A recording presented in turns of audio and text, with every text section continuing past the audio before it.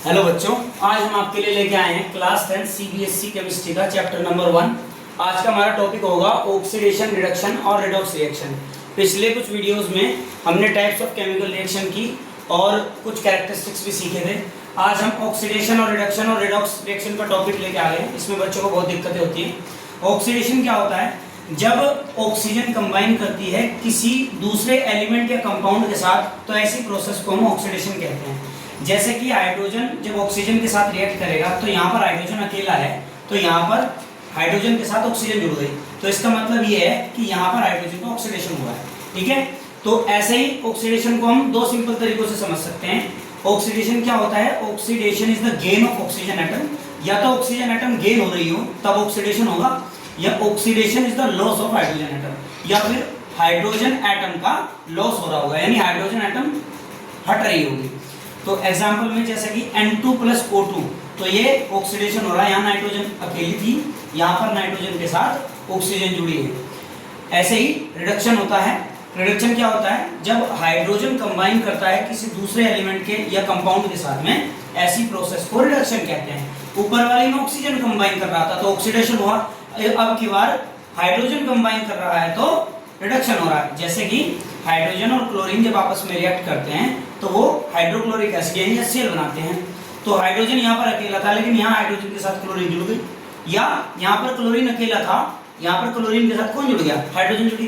तो हाइड्रोजन जुड़ने की प्रोसेस क्या कहलाती है? रिडक्शन कहलाती है। तो रिडक्शन को भी हम दो तरीकों से जान सकते हैं। जैसे reduction is a gain of hydrogen atom.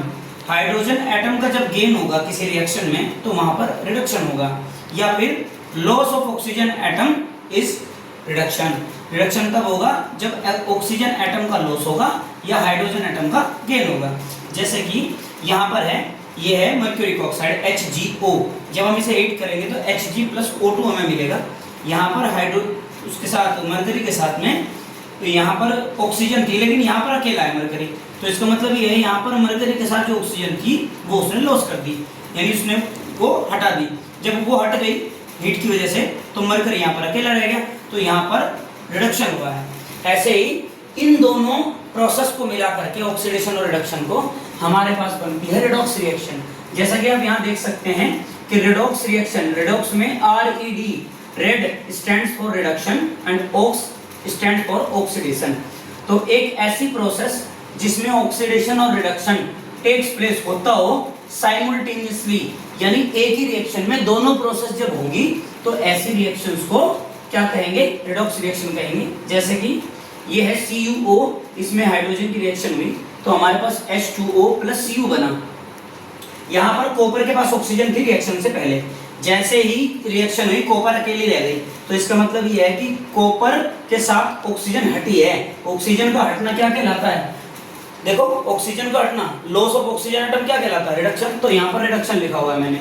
ऐसे ही हाइड्रोजन पहले रिएक्शन से पहले अकेली थी, लेकिन हाइड्रोजन के पास रिएक्शन के बाद ऑक्सीजन जुड़ गई, तो ऑक्सीजन का जुड़ना क्या कहलाता है? देखो, गेन ऑफ ऑक्सीजन एटम क्या कहलाता है? ऑक्सीडेशन। तो यहाँ पर ऑक्सीडेशन लिखा हुआ है।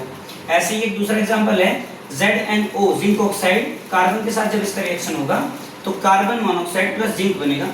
ठीक है, तो कार्बन यहाँ पर अकेली है रिएक्शन से पहले, उसके बाद उसमें ऑक्सीजन जुड़ गई रिएक्शन के बाद, तो कार्बन का ऑक्सीडेशन हुआ है तभी उसमें ऑक्सीजन जुड़ी है।